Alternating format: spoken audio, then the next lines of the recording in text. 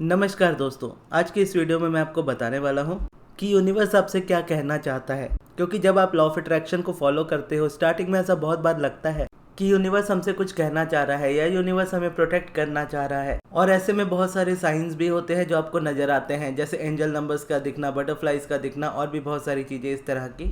अगर आपको भी इस तरह की चीजें दिखती है तो ये वीडियो आपके लिए है। अब एक्चुअल में देखा जाए तो अगर आपको साइंस दिखे या ना दिखे, यूनिवर्स आपसे हमेशा ही कुछ ना कुछ कहना चाहता ही है। अब आप यूनिवर्स बोलो, चाहे गॉड बोलो, चाहे इनर बीइंग बोलो, आप जो भी वर्ड देते हो वो वर्ड आपके ऊपर है। लेकिन एक्चुअल में देखा जाए तो आप जिस यूनिवर्स को अपने से बाहर देखते हो वो आपके बाहर तो है ही, लेकिन उससे पहले वो आपके अंदर से स्टार्ट होता है। यानी आपकी आत्मा के थ्रू, आपके सोर्स के थ्रू स्टार्ट होता है। और जब तक आप अपने अंदर नहीं जाते हो, जब तक आप अपने इनर बीइंग को नहीं समझते हो, तब तक आप एक्चुअल में नहीं समझ पाते हो कि यूनिवर्स आपसे क्या कहना चाहता है। अब फिर सवाल ये आता है कि हम अपने अंदर जाए कैसे, अपनी बातों को समझे कैसे, यानी यूनिवर्स की बातों को समझे कैसे कि यूनिवर्स हमसे क्या कहना चाहता है। उसके लिए सबसे पहले तो आपको बस अपने इमोशंस को समझना होता है। अगर आप अपने इमोशंस को समझना सीख जाते हो, अपनी फीलिंग्स को समझना सीख जाते हो, तो यूनिवर्स का ऐसा कोई भी मैसेज नहीं है जो आप नहीं समझ पाओगे, जिसे हम इम्पल्स भी कहते हैं। जो यूनिवर्स है, आपका इनर बीइंग, आपका सोर्स, वो हमेशा पॉजिटिव फीलिंग की तरफ बढ़ता है। वो हमेशा हैप्पी फीलिंग की तरफ या अच्छी फीलिंग की तरफ बढ़ता है। तो आपका डायरेक्ट कॉन्शियस कनेक्शन उसके साथ ठीक इसी तरीके से बनता है कि जब आप अपने आप को लेकर के या किसी इंसान को लेकर के या किसी भी चीज़ को लेकर के बुरा फील करते हो थोड़ा सा भी, तो आपका इनर बीइंग उससे डिसएग्री करता है। क्योंकि आपके इनर बीइंग की फीलिंग जो होती है वो बुरी कभी होती ही नहीं है। तो अगर आप बुरा फील कर रहे हो लेकिन आपका इनर बीइंग हमेशा पॉजिटिव फील कर रहा है, तो जब आप बुरा फील कर रहे हो तो आप अपने इनर बीइंग की भाषा को नहीं समझ रहे हो, आप यूनिवर्स की लैंग्वेज को नहीं समझ रहे हो। फॉर एग्जाम्पल, इसको इस तरीके से आप देख सकते हो कि आप अपनी लाइफ में किसी इंसान को मैनिफेस्ट कर रहे हो और उसके साथ आपका पास्ट में कुछ मिसअंडरस्टैंडिंग रहा है, जिसकी वजह से आपको उस इंसान के ऊपर बहुत ज़्यादा गुस्सा आता है। तो जब आप उसको मैनिफेस्ट करने का सोचते हो तो आप चाहते तो हो उसके साथ रिलेशन सुधारना, मैनिफेस्ट भी करना उस इंसान को चाहते हो, लेकिन जब भी उसके बारे में सोचते हो तो आपको हमेशा पुरानी बातें याद आती है कि उसने आपके साथ कैसे गलत किया। तो जब ये चीज़ें जब आपको याद आती है तब आप बुरा फील करते हो। और जब आप ये बुरी फीलिंग अपने अंदर लाते हो तो ये इंडिकेशन है जब यूनिवर्स आपको कह रहा होता है कि इस फीलिंग से निकलो, अगर तुम एक्चुअल में उस इंसान को मैनिफेस्ट करना चाहते हो तो। क्योंकि जब तक तुम इस तरीके से फील करते रहोगे तुम इस इंसान को मैनिफेस्ट नहीं करोगे, इससे दूर हो जाओगे। तो फिर अगर ये आंसर मान लीजिए आप इस तरीके से समझ भी रहे हो, लेकिन कई बार क्या होता है हम कन्वर्सेशन भी करते हैं, लेकिन उसने हमारे साथ ऐसा गलत किया या उसने मेरे साथ ऐसा गलत किया, तो मैं किस तरीके से उसको अच्छा मानूं। तो ऐसे में अब्राहम का इस जगह पे आंसर ये होता है कि उसने तुम्हारे साथ गलत नहीं किया या कोई भी तुम्हारे साथ कभी गलत नहीं कर सकता। तुमने उस इंसान के या उस रिलेशनशिप के या बाकी ओवरऑल रिलेशनशिप्स के सब्जेक्ट को लेकर के तुमने पॉजिटिव एस्पेक्ट्स ना देख करके नेगेटिव एस्पेक्ट्स को ज़्यादा देखा, जिसकी वजह से उस पर्सन के थ्रू कुछ ऐसा मैनिफेस्ट हुआ जो तुम्हें पसंद नहीं आ रहा। अब इस जगह पे बहुत लोग कन्वर्सेशन करते हैं अब्राहम से आर्ग्यूमेंट की तरह कि उसने अगर ये गलत नहीं किया होता तो मेरा ध्यान उस पर जाता ही नहीं, यानी उसने गलत किया, मेरा उस गलत बात पे ध्यान गया, तब जाकर के मेरी वाइब्रेशन ऐसी हुई। तो फिर यहाँ पर अब्राहम यही कहती है कि उस इंसान ने तुम्हारे साथ गलत खुद से नहीं किया, या तुम्हारा फोकस इसलिए उस इंसान के नेगेटिव एस्पेक्ट पर नहीं गया कि उसने गलत किया, तुम्हारा ध्यान नेगेटिव एस्पेक्ट पे गया या तो उस पर्सन के या तो ओवरऑल रिलेशनशिप्स को लेकर के, तभी उस पर्सन की तरफ से वो चीज़ तुम्हारी लाइफ में मैनिफेस्ट हुई। यानी कई बार ऐसा भी होता है कि किसी पर्सन को लेकर के आपके थॉट अच्छे हैं, आप चाहते हो कि वो पर्सन आपकी लाइफ में रहे और है भी, लेकिन ओवरऑल एक जेंडर को लेकर के या फिर एक रिलेशनशिप को लेकर के हो सकता है कि आपने उस तरीके से फोकस ना रखा हो। यानी किसी और के रिलेशनशिप में अगर आपने कोई परेशानी देखी हो, उसको ऑब्जर्व किया हो, तो वो फोकस भी आपके रिलेशनशिप में इस तरह की चीज़ों को मैनिफेस्ट करता है।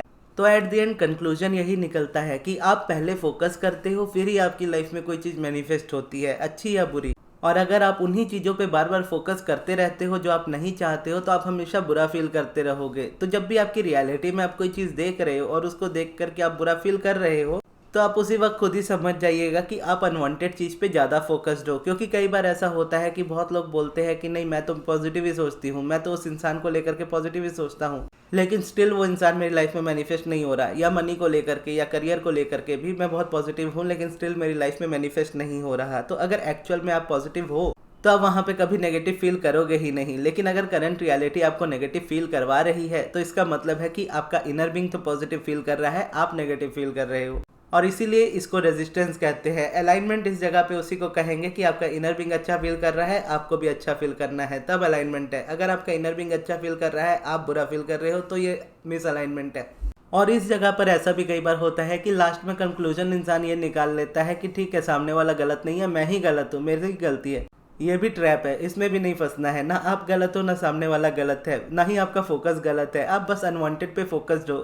क्योंकि अब्राहम किसी चीज़ को नेगेटिव में देखना नहीं सिखाती, वो हमेशा इसको कॉन्ट्रास्ट के रूप में देखती है या कहती है कि जब भी आपकी लाइफ में आप अनवांटेड चीज़ पे ज़्यादा फोकस करते हो तो आपकी डिज़ायर्स डिफाइन होती है। आप रिलेशनशिप में स्ट्रगल करते हो तो आपको पता चलता है कि नहीं, आप एक लविंग रिलेशनशिप चाहते हो। आप करियर में स्ट्रगल करते हो तो आपको समझ आता है नहीं, आप एक बेटर करियर चाहते हो। अगर आप मनी में स्ट्रगल करते हो तो आपको पता चलता है कि नहीं, मुझे और मनी चाहिए। अगर आप हेल्थ में स्ट्रगल करते हो तो आप एक फिट बॉडी के लिए ज़्यादा तैयार होना चाहते हो। तो इसीलिए अब्राहम इन चीज़ों को नेगेटिविटी में ना देख करके कॉन्ट्रास्ट में देखती है। और कॉन्ट्रास्ट जब हम इसको कहते हैं तो हम इसमें उतनी नेगेटिविटी ऐड नहीं करते हैं, या इसको हम मास्किंग भी कह सकते हैं, क्योंकि इसी के थ्रू हमारी डिज़ायर्स यूनिवर्स तक पहुंचती है। और जब यूनिवर्स तक पहुंचती है, यूनिवर्स उसको वर्टेक्स में रेडी करता है। और जब वर्टेक्स में रेडी करता है तो हमारा काम बस इतना होता है कि हम वर्टेक्स के अलाइनमेंट में आए और उसको मैनिफेस्ट करें। और उस अलाइनमेंट में आप तब तक नहीं आओगे जब तक आप इस जगह पे कंप्लेंट करना नहीं छोड़ते, तब तक जब तक आप इस जगह से अपना फोकस नहीं हटा पाते। यानी इस अनवांटेड चीज़ से जब आप अपना फोकस हटाओगे, तभी रियलिटी में आप मैनिफेस्ट कर पाओगे उन चीज़ों को जो आपके वर्टेक्स में है। इसके लिए आपको ज़्यादा कुछ नहीं करना है। सबसे पहले तो ये समझना है कि ना तो खुद को ब्लेम करना है, ना तो किसी और को ब्लेम करना है। और जब आप मैनिफेस्ट करोगे तो क्रेडिट भी खुद ही लेना है। इस बात को समझना है कि आपकी लाइफ में जो भी अट्रैक्ट होता है, चाहे अच्छा या बुरा, उसके जिम्मेदार आप खुद हो। तो जब आप इस बात को एक्सेप्ट करते हो तो ना आप कभी किसी को ब्लेम करोगे, ना ही आप अपनी सक्सेस का किसी को कभी क्रेडिट दोगे। और इसी में अब्राहम का ये सेंटेंस भी जुड़ता है जहाँ पर अब्राहम कहती है, नेवर गिव अ क्रेडिट और blame to anyone about your life. यानी अपनी लाइफ का क्रेडिट या ब्लेम किसी और इंसान को कभी मत दो। ब्लेम तो चलो खुद को भी मत दो, खुद को जो भी देना है क्रेडिट ही दो। और इतना समझने के बाद आपको क्या करना है, बस एक न्यू फोकस को बिल्ड करना है और उसी फोकस पे आपको बार बार जाना है। यानी आप चाहो ना चाहो, आप ना चाहते हुए भी अनवांटेड चीज़ों पे ध्यान दोगे। आप करंट रियलिटी पे फोकस करोगे, क्योंकि वो रियलिटी आपको दिख रही है और उस चीज़ को ढकेल करके आप अपनी लाइफ से नहीं निकाल सकते। क्योंकि जब आप उस पर फोकस करोगे, वो चीज़ आपकी लाइफ में और एक्सपेंड होना स्टार्ट हो जाएगी। तो जब आप बोलने लगोगे कि नहीं, आज से मैं इस चीज़ पे ध्यान ही नहीं दूंगा, आज से मैं इस इंसान को कुछ नहीं बुरा बोलूँगा, आज से मैं इसके बारे में कुछ नहीं सोचूंगा, इतना ही ज़्यादा आप उसके बारे में सोचोगे, उतना ही ज़्यादा आप उसके बारे में थिंकिंग करना स्टार्ट कर दोगे। तो इसीलिए आपको पुश नहीं करना है चीज़ों को। आपको बस क्या करना है, देख लिया आपने कि हाँ, एक साइड अनवांटेड है, जो चीज़ मुझे पसंद नहीं आ रही, अब मुझे क्या पसंद आता है, मुझे बस उस पर फोकस करना है। वो आप करोगे कैसे, वो पॉजिटिव एस्पेक्ट से कर सकते हैं बहुत इजीली, या फिर ग्रेटिट्यूड वॉक, या जो भी प्रोसेस आपको अच्छा लगता है उस हिसाब से। और जब आप उस प्रोसेस को चूज करते हो, फॉर एग्जांपल यहाँ पे मैं रिकमेंड कर रहा हूँ पॉजिटिव एस्पेक्ट्स, तो पॉजिटिव एस्पेक्ट्स का ही एग्जांपल लेता हूँ।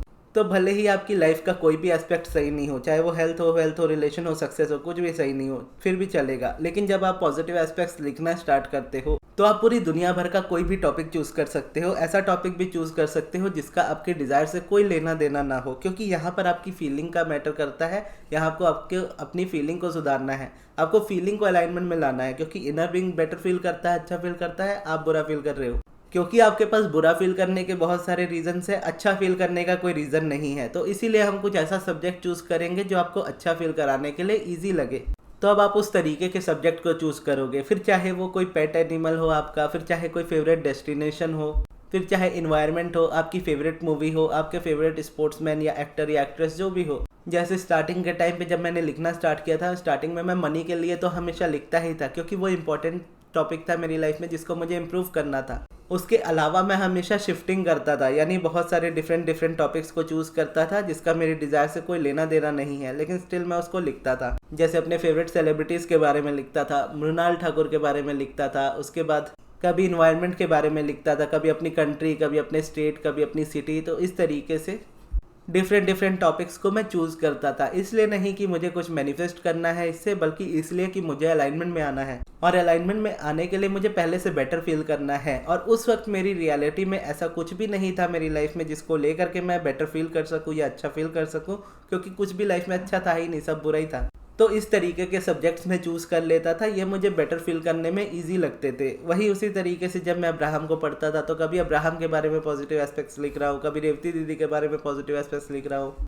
तो ऐसे करके मेरा माइंड शिफ्ट होना स्टार्ट हुआ था। तो जब ये शिफ्टिंग आनी स्टार्ट हुई, अलाइनमेंट में मेरा माइंड आने लगा। तो जब ये अलाइनमेंट में मेरा माइंड आने लगा तो जो रेजिस्टेंस थी वो पीछे छूटती चली गई। क्योंकि आप एक टाइम पे एक चीज़ के बारे में सोचते हो, यानी सब्जेक्ट भले आप चेंज कर लो, फीलिंग आपकी एक टाइम पे एक ही रहेगी। या तो आप अच्छा फील कर रहे होंगे या तो आप बुरा फील कर रहे होंगे। अब जब लाइफ में कुछ भी है नहीं अच्छा फील करने के लिए, हेल्थ वेल्थ रिलेशन सक्सेस, जिसके बारे में सोचो बुरा ही फील होता है, गुस्सा ही आता है। तो ऐसे में जब आप सब्जेक्ट चेंज करते हो तो सब्जेक्ट चेंज करने की वजह से क्या होता है, आपकी फीलिंग चेंज हो जाती है, फीलिंग पॉजिटिविटी वाली हो जाती है। उस पॉजिटिव फीलिंग पे जब आप फोकस कर रहे होते हो तब जो आपकी लाइफ में हेल्थ वेल्थ रिलेशन सक्सेस जो अच्छा नहीं है उस पर से आपका ध्यान हट जाता है नेचुरली, क्योंकि आप एक न्यू वे में पॉजिटिव सोचना स्टार्ट कर रहे हो। तो जो पुरानी नेगेटिविटी जो आप बार बार सोचते थे उस पर से आपका ध्यान हटना स्टार्ट हो जाता है। और ये इसीलिए होता है क्योंकि आप एक न्यू फोकस बना रहे हो और उसी को बार बार कर रहे हो।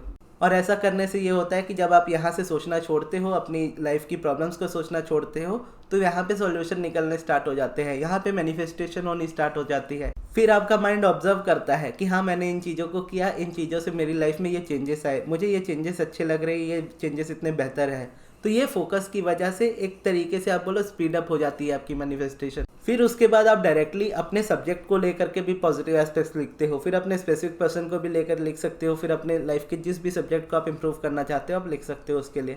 जैसा अब्राहम कहती है, दुनिया की ऐसी कोई स्टेट नहीं है जहाँ पर आप नहीं पहुँच सकते। स्टेट का मतलब ये झारखंड, बिहार, उत्तर प्रदेश ये वाली स्टेट नहीं, स्टेट ऑफ माइंड वाली स्टेट, यानी एक अलाइनमेंट की स्टेट होती है, रेजिस्टेंस की स्टेट होती है। अब इसी में पॉजिटिव नेगेटिव बहुत सारी चीज़ें अप डाउन जा सकती है। आप चाहे इस वक्त जिस भी स्टेट में हो आप वहाँ से एक पॉजिटिव वाली स्टेट में आ सकते हो। आप इस तरीके का माइंडसेट भी रख सकते हो जो दुनिया के सबसे अलाइनमेंट वाले इंसान का हो सकता है, और उस तरीके का भी रख सकते हो जो दुनिया के सबसे रेजिस्टेंस वाले इंसान को हो सकता है।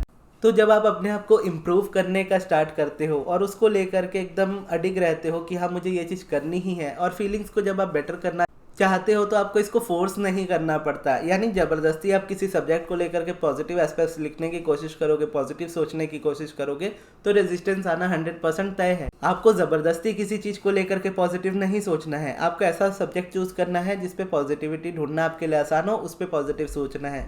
अगर किसी पर्सन को आप मैनिफेस्ट करना चाहते हो लेकिन स्टार्टिंग में आप उसकी नेगेटिविटी से अपना ध्यान ही नहीं हटा पा रहे, तो उस वक्त वो सब्जेक्ट के लिए आप पॉजिटिव एस्पेक्ट्स नहीं लिख सकते, क्योंकि आपको वो थॉट्स ही नहीं मिलेंगे। आपको उस जगह पे ज़बरदस्ती लगेगी कि मुझे ये चीज़ नहीं करनी है लेकिन करनी पड़ रही है, क्योंकि नहीं करूँगा या नहीं करूँगी तो ये इंसान मेरी लाइफ में नहीं आएगा। ऐसे में जब आप कर भी लोगे तो भी वो इंसान आपकी लाइफ में नहीं आएगा, क्योंकि आपकी फीलिंग्स में वो इम्प्रूवमेंट नहीं आएगा। फीलिंग्स बहुत ज़्यादा रियल होती है, वो कभी भी फेक नहीं लगती है। जब आप उसको फेक करने की कोशिश करोगे वो चेंज नहीं होगी।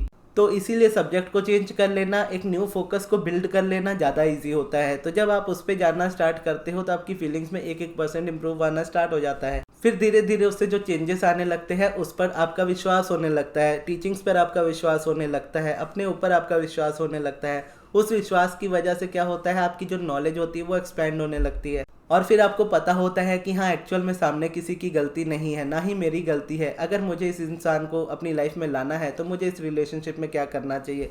फिर आप उस तरीके से उसमें एफर्ट डालते हो थोड़े बहुत, फिर उस पर्सन को अपनी लाइफ में लाते हो।